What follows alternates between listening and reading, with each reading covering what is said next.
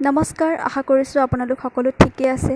আজি মই এটা বিশেষ কাৰণত এটা বিশেষ ভিডিঅ' বনাব আহিছোঁ। কাৰণটো হৈছে সুশান্ত সিং ৰাজপুতে যিটো ভুল সিদ্ধান্ত ল'লে, সেই ভুল সিদ্ধান্তই যে সমগ্ৰ ভাৰতবাসীক হৃদয় জোকাৰি গৈছে, সেই কথাখিনি আপোনালোকৰ আগত মই ক'ব বেলেগকৈ নালাগেই, কাৰণ আপোনালোকে নিজেই গম পাইছে।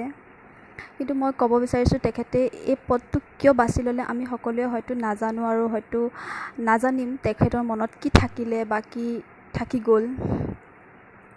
কিন্তু মই এইখিনিতে এটা কথাই ক'ব বিচাৰিছোঁ সকলোকে, যেন আমাৰ মানুহৰ জীৱনত দুখ সুখ দুয়োটাই থাকে। তেনেদৰে আমি জীৱনটো আগবাঢ়ি যাবই লাগিব, কাৰণ সুখ থাকিলে দুখ থাকিবই, দুখ থাকিলে সুখ থাকিবই, পোহৰ হ'লে আন্ধাৰ হ'বই, আন্ধাৰ হ'লে পোহৰ হ'বই। এইটোতো প্ৰকৃতিৰ নিয়মেই হয়। গতিকে সেই নিয়মৰ লগত আমি আচলতে যুঁজি যাব লাগিছিলে আৰু তেখেতে সেইটোতেই হাৰ মানিলে। গতিকে মই এটা সৰু উদাহৰণ দি আপোনালোকক ক'ব বিচাৰিছোঁ, যেন আমাৰ আঘাত দুটা প্ৰকাৰৰ থাকে, শাৰীৰিক আঘাত আৰু মানসিক আঘাত।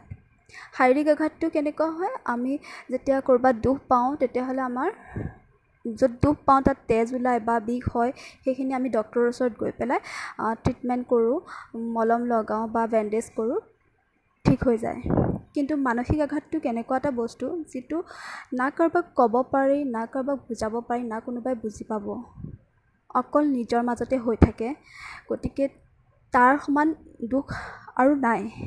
গতিকে সেইখিনি সময়তে নিজৰ এটা মনৰ শক্তি ষ্ট্ৰং কৰাটো বহুত বেছি প্ৰয়োজন। কাৰণ যদি এনেকুৱা প্ৰব্লেম হৈ থাকে তেন্তে নিজকে বহুত বেছি ভাল পাবলৈ শিকিব লাগে। কাৰণ আমি যদি নিজকে নিজে বেছি ভাল নাপাওঁ তেতিয়াহ'লে আমাক কোনো ভাল নাপাব। গতিকে মই সকলোকে এই কথাটোৱে ক'ব বিচাৰোঁ যে প্ৰথমতে নিজক বহুত বেছি ভাল পাবলৈ শিকক, তাৰপিছত আপোনালোককো চবেই ভাল পাব আৰু আপুনি সকলোকে ভাল পাব। এইটো নহয় যে আপুনি নিজক ভাল পাইছে আৰু বেলেগক বেয়া পাইছে।